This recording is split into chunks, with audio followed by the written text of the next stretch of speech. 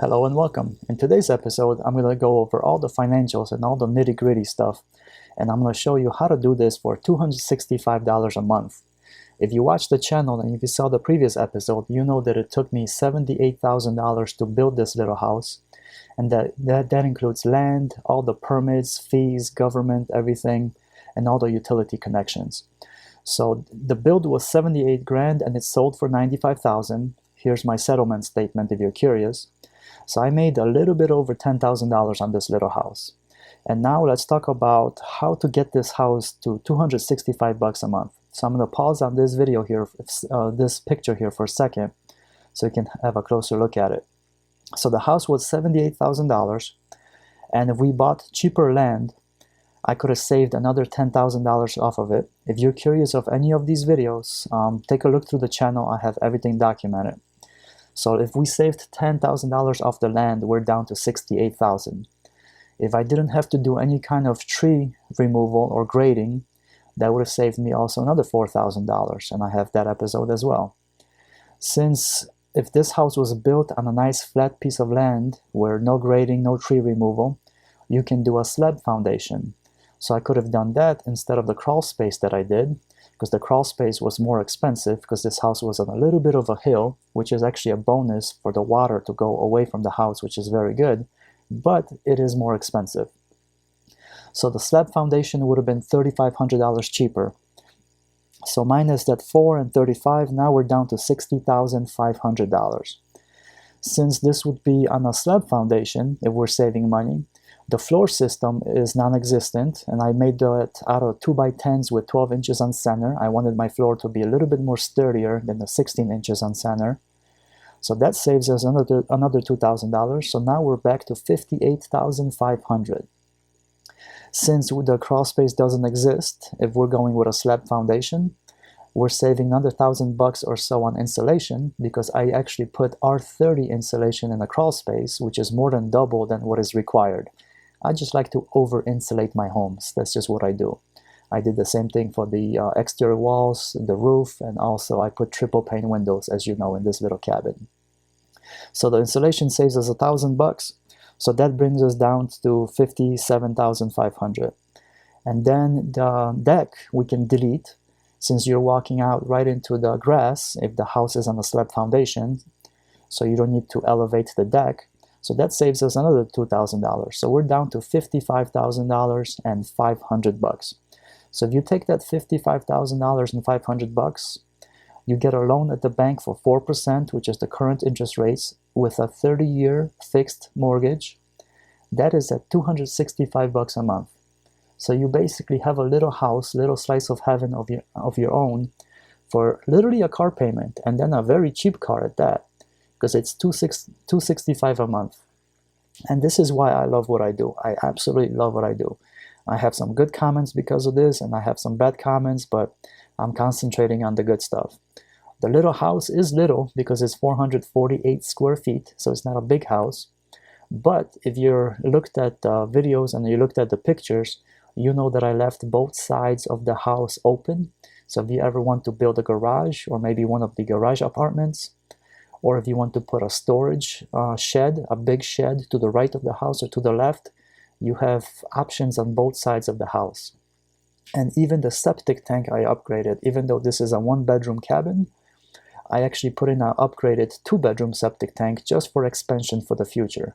So this house has a bunch of little features that basically is future-proof, I guess you can say. So that's $55,500. You could do this house even cheaper, but then you're literally pulling the soul out of it, all the character out of it, because you can lose the granite countertops, and that would save you another at least $1,500 easy. And I have those episodes on the channel if you're curious. You can lose the tongue and groove on the ceilings, but that would just completely change the look of the house and feel of the house. You can lose the wood doors that I put in. The triple pane windows, that would save you a couple of bucks as well. The vault in the house, if I did flat ceilings, that would have saved you more money. But to be honest, I didn't want to delete those things. So you can actually get this house way cheaper than $55,000, but you're sucking the soul out of it. And I would not do that. And it's just, I could not see myself doing this, because I think this house turned out great. These are my babies. I absolutely love what I do for a living. Not only do I hire a bunch of people and provide a lot of jobs, I provide affordable housing for people. And this house was my experiment, and this house sold in 2 days. There's a lot of ways you can do this. If you're planning on doing something like this yourself, I don't know who you are, but I can tell you right now that you can do this. So don't listen to people who tell you what you can't do. Just because they can't do it doesn't mean you can't do it. Just do your homework and make sure that something like this can work, because you have different weather conditions, different environment, and different cities. These things might be a little bit different when it comes to pricing. In some cities, the land price might be very expensive, so you'll have to pay more than what I paid. The utility connections might be a lot more, so you're going to pay more for the water connections, power and sewer connections. So do your homework before you actually get into some kind of a build, so you don't bite off more than you can chew. But if you watch the channel, you can see all these prices, all these steps, how everything takes place. And you can see and educate yourself and just gain the knowledge and maybe enough comfort. And so you can undertake this at some point and build yourself a little house that you can afford.